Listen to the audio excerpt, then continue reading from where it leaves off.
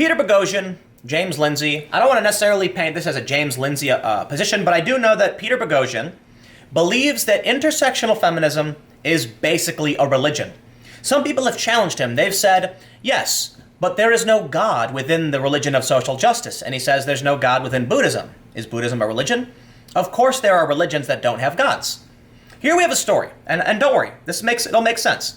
PC Gone Mad from Express, criticizing migration could become criminal offense under new plan. A leading member of parliament has warned EU citizens could be jailed for criticizing migration policies if a new United Nations agreement is acted upon.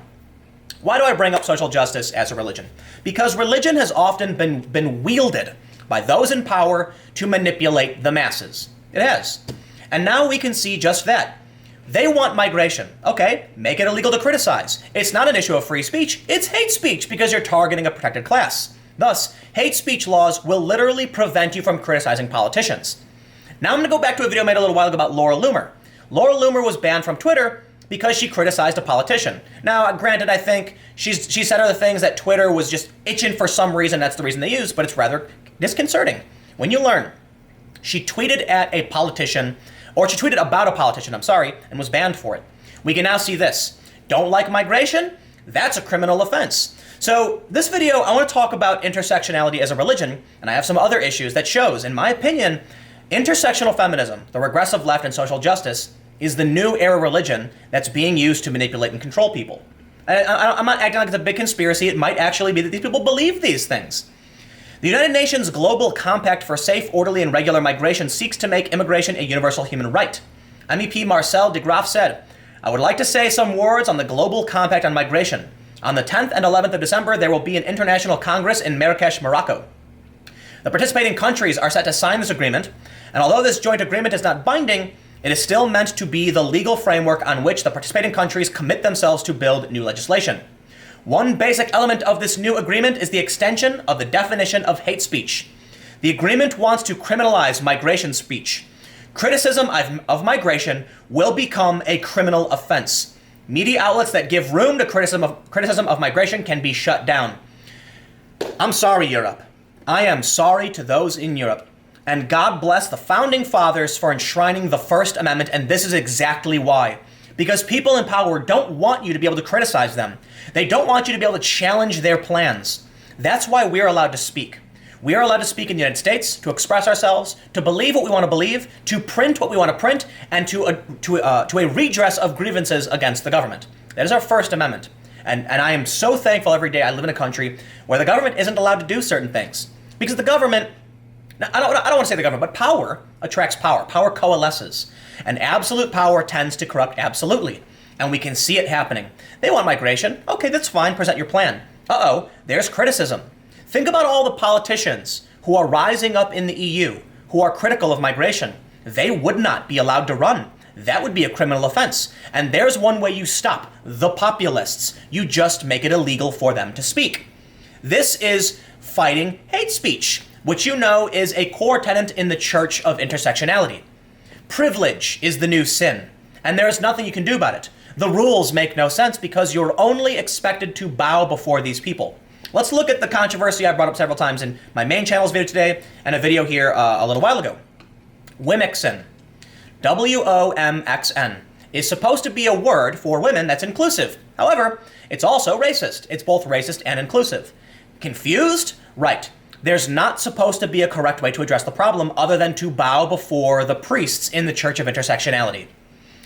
It is declaring migration as a human right, so it will in effect become impossible to criticize Mrs. Merkel's welcome migrants politics without being at risk of being jailed for hate speech. So, look, I don't need to go through this entire story. What was presented is fairly obvious. But I have a few other stories, I have a few other stories I do want to talk about. This story from Quillette, just from a few days ago. The new evolution deniers.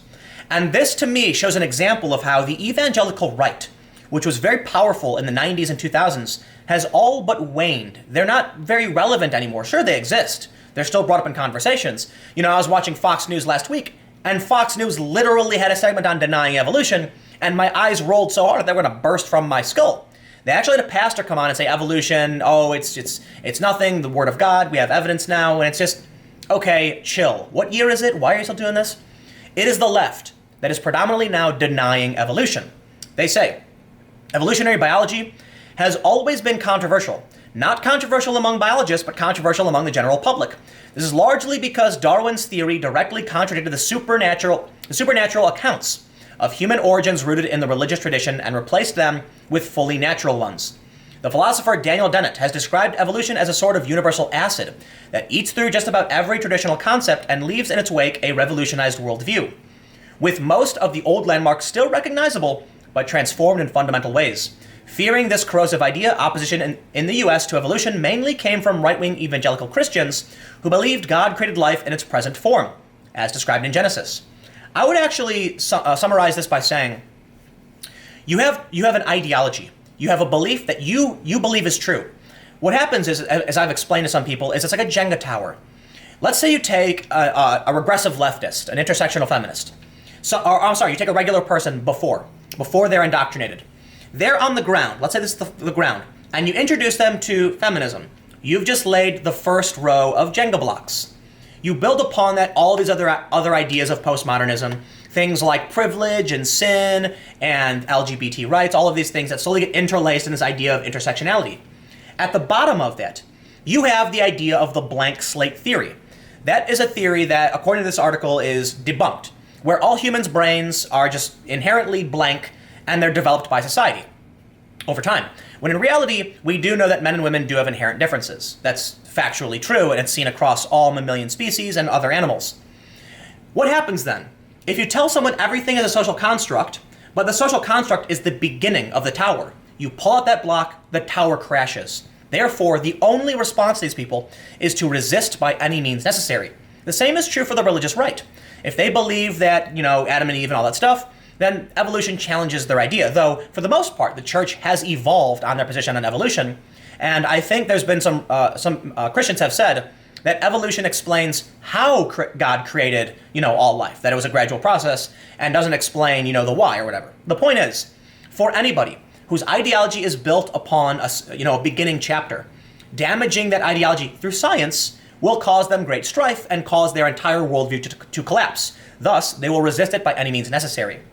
Now we have scientists who know for a fact that biological sex exists, and I think most human beings can understand that simple concept. That's something like, I think they describe it as 99.98% of people. Let's find the part where they bring it up. 99.98% of the time, male and females, humans, are humans will be unambiguously male or female. That means, plain and simple, biological sex exists. And I can't believe that I actually have to say this, that it's controversial, because people within the church of intersectionality are now saying that's not true.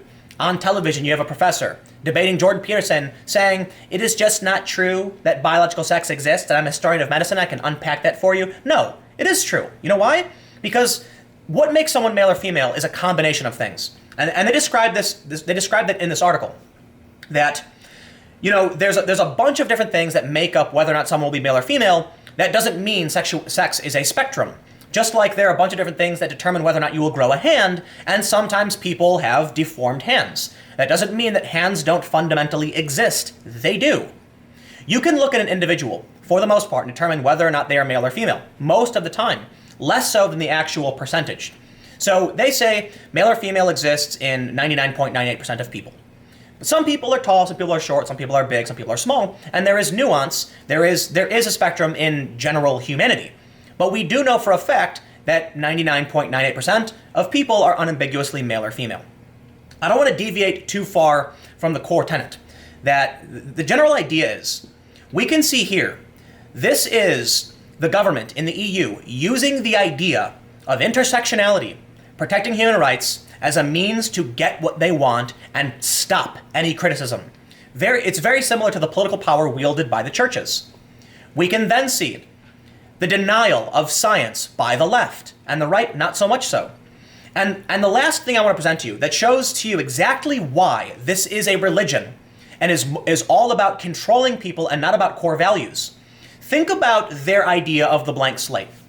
They say biological sex doesn't exist because sexuality is a spectrum. Okay. Age is also a spectrum, plain and simple. one person who is 50 years old will not be in any way the same as another person who is 50 years old for the most part. Right? They're going to have certain similarities. You can make certain predictions like between this age and this age, you're going to need glasses and things of that nature. However, what if one person works out all the time? They're going to be way healthier. And thus, you might actually see somebody who's 50 who looks like they're 80, and someone else is 50 who looks like they're 30. Age is not static among people. People age at different rates. If that's true, we can say age is a spectrum. Someone who is 30 years old and from New York is not going to be the same as someone who is 30-year-old and from Florida. Therefore, the most important thing, if that's true, that age is a spectrum, is that people can identify their age. However, courts won't allow that, because that's the last story. A Dutch court rejects man's request to be 20 years younger. He was 69 and he argued that his age was causing him to struggle to find work and love. He actually said he would give up his pension if he could self-identify as much younger. And I gotta say, he's 69. Guy doesn't look 69. He looks like he could pass for 55. So maybe he's right about his age actually being lower. Society is then oppressing him by rejecting his identity. Why is it then? Using the same logic they use for transracial and transgender, someone can't be trans age. Because as I explained, age certainly is a spectrum with nuance across the board. It's because the rules there's no real rules. The idea is simply, they will create certain guidelines, a certain framework that doesn't necessarily make sense, because it's all about control. It's all about manipulation, and thus you can see the overt use of this power. They want immigration. Okay, make criticizing migration a hate crime. Therefore, no one can say it. And we saw what happened in the UK with Count Dankula. That's what happens when religious I shouldn't even say religion, just general zealous ideology starts to become pervasive, and you grant these people these powers. I certainly hope the US resists at all costs the stripping away of free speech, although we are seeing it on social media. And if social media is where speech takes place and debate takes place, like I'm on YouTube right now, we're in serious trouble. Yep. Thanks for hanging out. I'll see you all tomorrow on the main channel at 4 p.m.